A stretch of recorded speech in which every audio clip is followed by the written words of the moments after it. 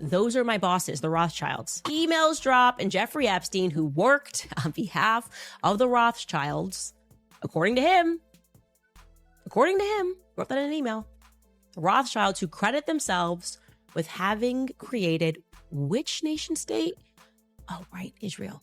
Israel, the same nation state that is having a bunch of women say that they were ritualistically abused in a forest by rabbis.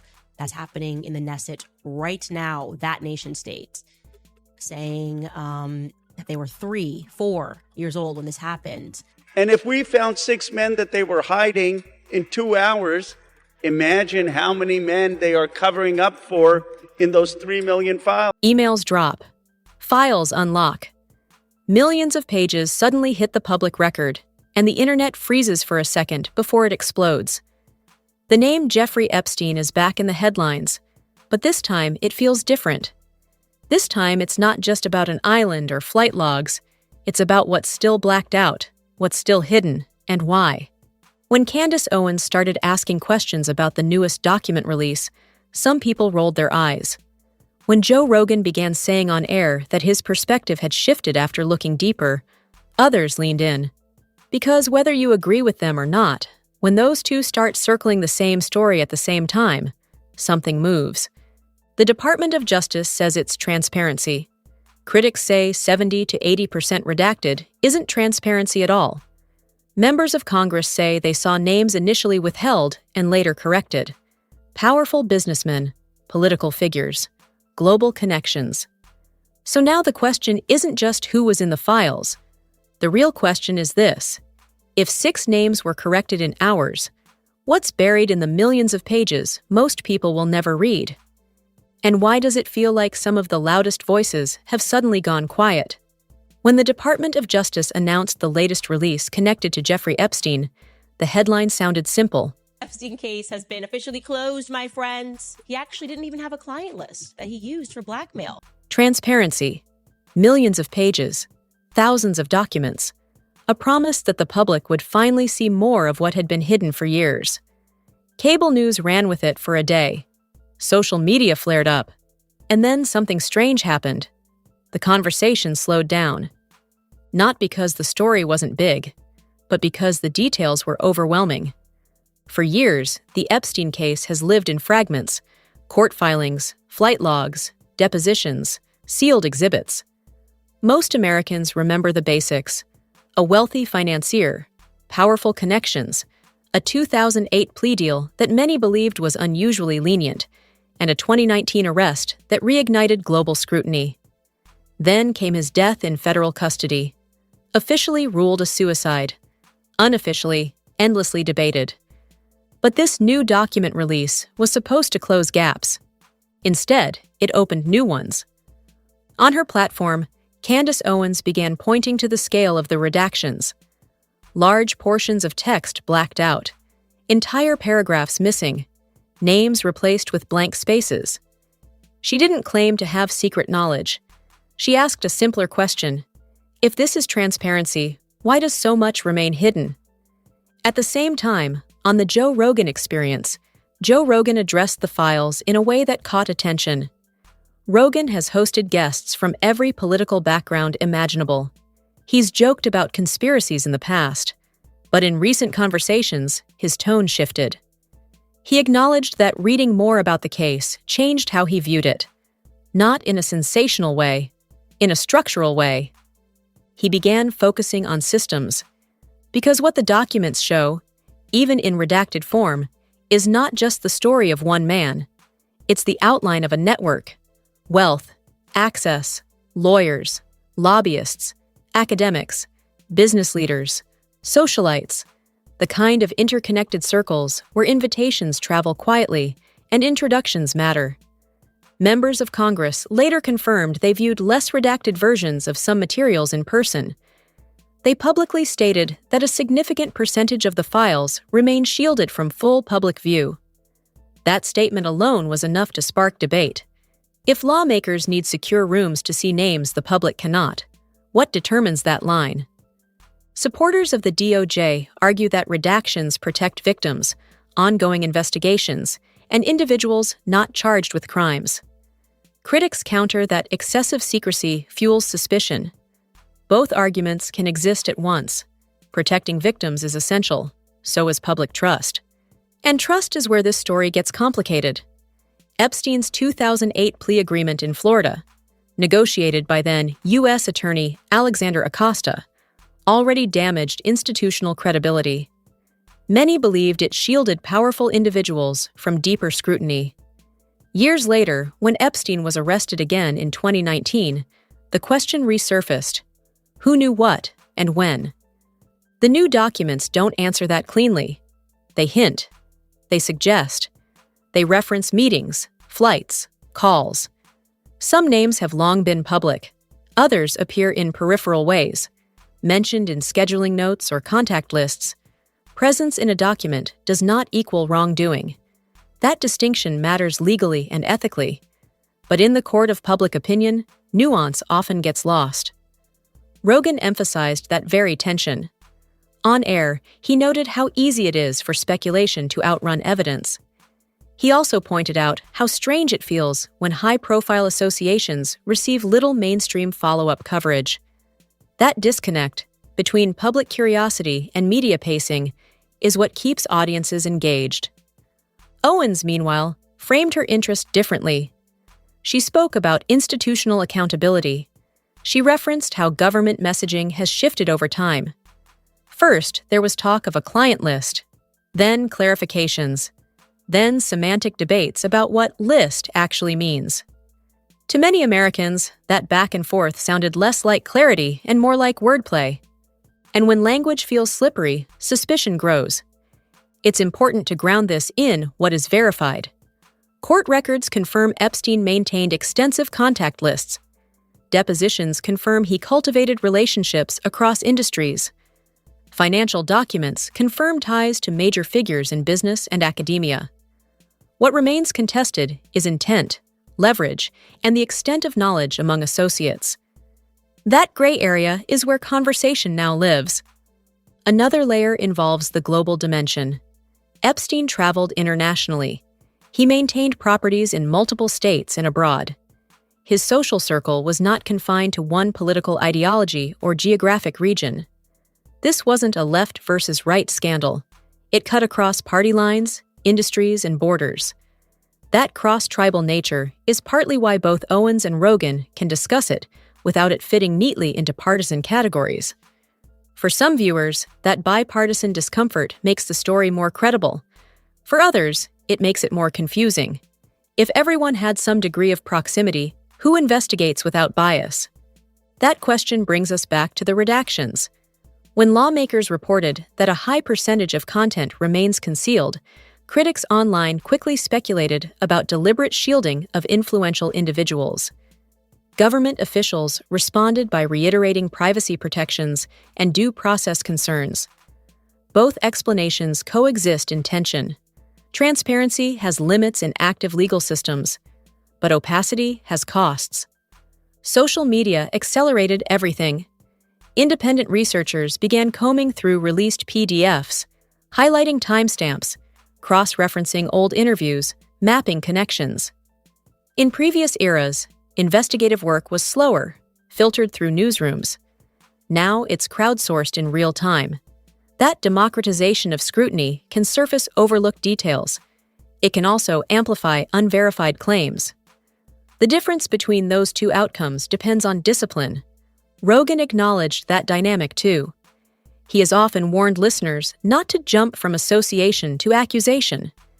At the same time, he has expressed skepticism about institutional narratives that shift under pressure. That dual stance, cautious but questioning, mirrors how many Americans feel. Owens, having rebuilt her independent platform after separating from larger media structures, speaks from a different position. She emphasizes independence from corporate advertisers and traditional gatekeepers. To her supporters, that independence means fewer incentives to soften uncomfortable stories. To her critics, it means fewer editorial constraints.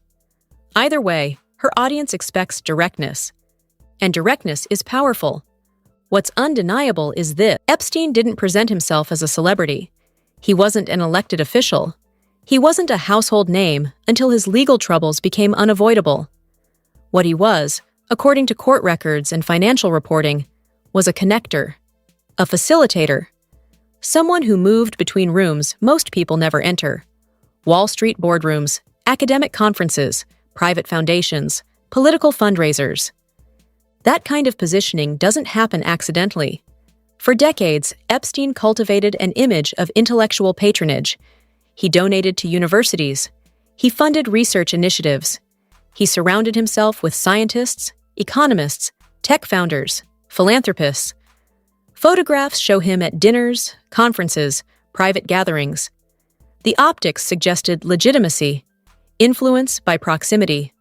On the Joe Rogan Experience, Joe Rogan focused on that pattern, the way powerful circles overlap. He raised the possibility that Epstein functioned less as a lone operator and more as a node inside larger systems, not necessarily directed by them, not necessarily protected by them in a formal sense, but existing in the gray space where wealth and access blur accountability. Rogan used a word that resonated: asset. Not as a confirmed label, as a concept. The idea that someone with compromising information, elite relationships, and international reach becomes useful to many different interests. Governments have used informants and intermediaries for decades. Corporations rely on fixers and negotiators. Intelligence agencies cultivate sources. That doesn't mean every well-connected individual is part of a covert structure, but it explains why proximity to power can create insulation. Epstein's travel records show international movement: Europe, the Caribbean, the Middle East. He maintained residences in New York, Florida, New Mexico, and the U.S. Virgin Islands. Each property became part of the public narrative. The island in particular turned into shorthand for secrecy, but focusing only on geography misses the deeper mechanism. The mechanism was leverage. Court documents and victim testimony describe recruitment patterns, financial transactions, and social introductions. What remains debated is how much leverage Epstein held over associates and how that leverage functioned. Some observers argue that he exaggerated his influence to attract more influence, a feedback loop of perceived power. Others suggest he carefully curated relationships precisely because proximity to powerful figures created mutual risk. That's where public imagination fills gaps. Candace Owens has framed her commentary around institutional accountability rather than specific criminal claims. She points to how long Epstein maintained elite access even after his 2008 conviction. That plea deal allowed him to serve time with unusually flexible work release terms. Photographs from that period show continued social contact. For critics, that's the red flag. Not just what he did, but who continued to associate afterward. Because reputational distancing usually happens fast in elite circles, unless incentives complicate it. Another element drawing attention is the academic dimension. Epstein donated millions to universities and research programs. After his 2019 arrest, several institutions publicly acknowledged receiving funds and pledged to redirect or return them. Internal emails released through media reporting showed debate among administrators about whether accepting donations from a convicted offender was defensible. That conversation revealed how institutions weigh money, prestige, and ethics. It also demonstrated something else: how normalized Epstein's presence had become in certain environments. When lawmakers stated that 70 to 80% of some materials remain redacted, speculation surged online about whether that percentage reflects privacy protection, national security concerns, or reputational shielding. The Department of Justice maintains that redactions are legally required in many cases. That's consistent with standard procedure in sensitive investigations. But high-profile secrecy amplifies distrust. Rogan addressed that distrust directly. He noted how past intelligence controversies, from surveillance disclosures to classified document leaks, shaped public perception. When agencies assure transparency but withhold significant portions, people recall previous moments where official narratives later shifted. That historical memory influences how current releases are received. Owens approached it from another angle. She highlighted messaging inconsistencies over time, references to a potential client list, later clarifications about terminology, evolving descriptions of document scope. Even if each clarification had a procedural explanation, the cumulative effect felt to many like retreat. And retreat, in public relations terms, rarely restores confidence. Then there's the bipartisan discomfort. Names associated with Epstein have spanned political parties. Former President Bill Clinton's past flights were reported years ago, though he has denied wrongdoing and stated he was unaware of criminal activity. Prince Andrew faced civil litigation and later reached a settlement without admitting liability. Business leaders, academics, celebrities. The associations cut across ideological boundaries. That cross-spectrum element is partly why both Owens and Rogan can discuss the case without it feeling purely partisan. It's also why the case unsettles institutions on all sides. No single political camp can comfortably claim moral distance. Another under-discussed dimension is media pacing. In 2019, Epstein dominated headlines. By 2020, global events shifted attention. Pandemic coverage eclipsed nearly everything else. Court proceedings continued, but without daily front-page urgency. When new documents surface now, they enter a more fragmented media environment. Audiences consume news through podcasts, independent creators, social platforms. Traditional gatekeeping is weaker. That decentralization changes accountability dynamics. Independent commentators can amplify details legacy outlets overlook. They can also magnify ambiguities into narratives. The line between investigative curiosity and narrative construction becomes thin. Rogan often emphasizes that ambiguity. He has hosted journalists, skeptics, conspiracy theorists, intelligence veterans. His approach tends to be exploratory rather than declarative. That format allows controversial topics to breathe without immediate verdicts. It also exposes millions of listeners to unresolved questions. Owens operates differently. Her delivery is sharper, more prosecutorial in tone. She frames institutional contradictions as evidence of systemic rot. After separating from previous media affiliations, she has leaned into an independent identity, less constrained by corporate advertisers, more willing to pursue controversial angles. To supporters, that's courage. To critics, it's risk. The convergence of those two styles, exploratory skepticism and pointed critique, gives the Epstein conversation renewed momentum. But beneath all of it lies a structural question. How do elite networks self-regulate? High net worth circles rely heavily on informal trust. Introductions come through mutual contacts. Private events are invitation only. Philanthropic boards overlap with corporate boards. Political donors attend the same galas as tech founders and university presidents. That ecosystem isn't inherently corrupt. It's how influence naturally clusters. However, when someone inside that ecosystem is later exposed as predatory, every overlapping connection becomes suspect in hindsight. That's the psychological contagion of scandal. Association, even innocent association, looks different after the fact. The redactions intensify that effect. A blacked-out name invites projection. A blank paragraph invites imagination. Even if the hidden content pertains to victims' privacy or uncharged individuals, the visual of concealment fuels suspicion. This is where institutional communication matters most. Transparency isn't just about releasing pages, it's about explaining boundaries clearly and consistently. If officials say, "We cannot release this portion because it would compromise X," that rationale needs repetition and clarity. Otherwise, alternative narratives fill the. As more documents circulate, analysts are mapping timelines rather than hunting dramatic revelations. Who met Epstein before his first conviction? Who maintained contact afterward? Who severed ties immediately in 2019? Those patterns tell a story about judgment and risk tolerance. And yet, even with millions of pages, the public still doesn't have a simple answer to the most basic question. How did one financier sustain elite credibility for so long, despite documented misconduct? That question matters more than any single name, because if the answer is structural, if it involves incentives embedded in wealth networks, then the lesson extends beyond one individual. Rogan's asset concept lingers here, not as proof of intelligence coordination, but as shorthand for how people become useful within systems. Information is power. Access is currency.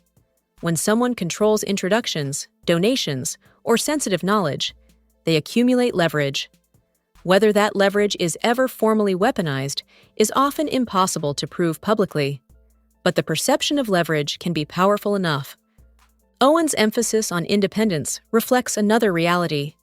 Public trust in traditional institutions is declining. Polls show skepticism toward government agencies, media organizations, and corporations at multi-decade highs. In that climate, partial secrecy reinforces existing doubt. The Epstein case has become a prism for that doubt. It's no longer only about crimes committed years ago. It's about whether systems that failed once have meaningfully changed, whether transparency is proactive or reactive, whether redactions are protective or protective of power. As the files continue to circulate and commentators dissect them, one thing is clear. This isn't just a scandal story anymore. It's a stress test for institutional credibility in the digital age. And in Part 3, the focus shifts from structure to consequence. What happens when public skepticism hardens, when elite silence becomes noticeable, and when the next generation decides it no longer trusts the gatekeepers at all? By the time a scandal reaches this stage, it stops being about a single individual and starts becoming a referendum on the entire system. That's where the conversation around Jeffrey Epstein now sits. Not frozen in 2019, not confined to one island or one courtroom, but echoing through institutions that were once assumed untouchable. Because here's what really shifts when millions of documents enter public circulation. Silence becomes noticeable. When powerful people feel secure, they speak confidently. They schedule interviews. They move normally. But when reputational risk rises, even without charges, communication strategies change. Lawyers advise caution. Publicists draft narrower statements. Appearances become selective. That doesn't automatically imply guilt. It signals risk management. And risk management, in elite circles, often happens quietly. On the Joe Rogan Experience, Joe Rogan framed this entire situation less as a mystery thriller and more as a credibility crisis. He's pointed out that when institutions lose trust, even routine procedural decisions look suspicious. A redaction that might normally pass unnoticed now becomes proof of something darker in the public imagination. That's the cost of accumulated doubt. Candace Owens approaches it from a generational lens. She speaks to audiences who already feel alienated from corporate media, government agencies, and legacy power structures. To them, the Epstein case isn't just a criminal saga. It's validation of a broader belief that elite networks protect themselves first and explain later. Whether that belief is fully accurate is almost secondary. What matters is how widespread it's become. But there's another consequence unfolding beneath the surface: elite caution. Since 2019, high-profile individuals have become more deliberate about public associations. Boards conduct enhanced due diligence. Event guest lists are vetted with more scrutiny. Reputation risk management has become central to executive strategy. In that sense, the Epstein fallout already reshaped behavior, even without every question answered. Still, unanswered questions linger. Why did warnings over the years fail to trigger stronger interventions sooner? Were bureaucratic gaps responsible? Was it simple human error amplified by wealth and status? Or was it a cultural blind spot, an assumption that power equals credibility? Those questions are uncomfortable because they don't point to one villain. They point to systemic complacency. Owens and Rogan, in different tones, both circle that systemic angle. It's less explosive than naming new individuals, but it's arguably more consequential. If the public concludes that elite circles reflexively close ranks under scrutiny, long-term trust erosion accelerates. Trust, once fractured, doesn't repair easily.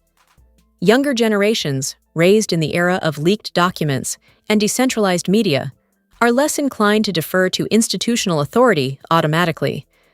They expect transparency by default.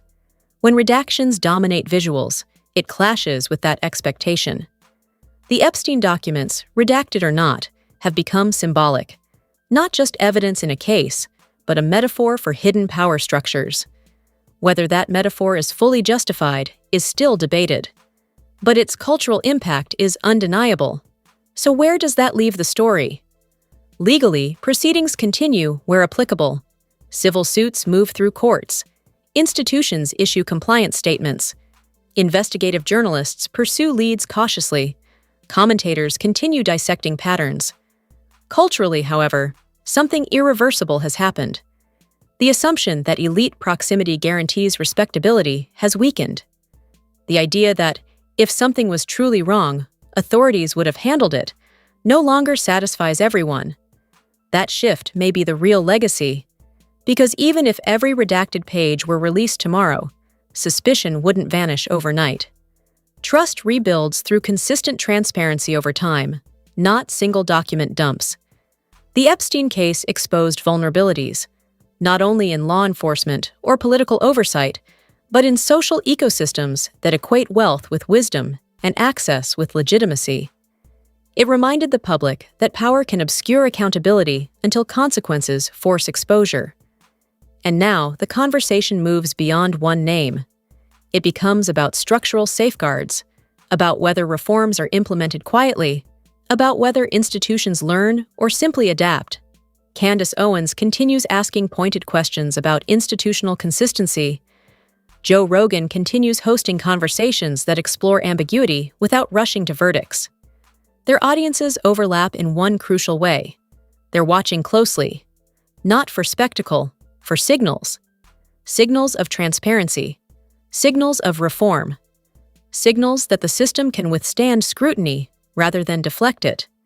Because in the end, the most important question isn't who appears in a document. It's whether the institutions that allowed the environment to exist have changed enough to prevent the next version from emerging. And that answer won't be found in one file release. It will be revealed in what happens next. If you've been following this story, you already know it's bigger than any one person. It's about systems, networks, and the way power operates behind closed doors. Candace Owens is asking the tough questions. Joe Rogan is digging deeper. And you, as the audience, get to witness it all unfold in real time. This isn't entertainment. This isn't gossip. It's a case study in influence, accountability, and transparency. Millions of pages may still be redacted, names may still be hidden, and details may still be obscured. But one thing is clear: the story is far from over. And what happens next will affect not just the elite, but the public's understanding of how power works. Stay engaged, stay skeptical, read critically, listen closely, watch carefully. Because the moment you stop paying attention is the moment the systems behind the headlines operate unchecked. Subscribe, hit notifications, and be part of the audience that doesn't just accept the surface story. Follow the revelations as they come. When voices like Owens and Rogan's continue digging, you'll want to be among the first to understand the connections, the patterns, and the implications. The story is moving fast. Don't get left behind.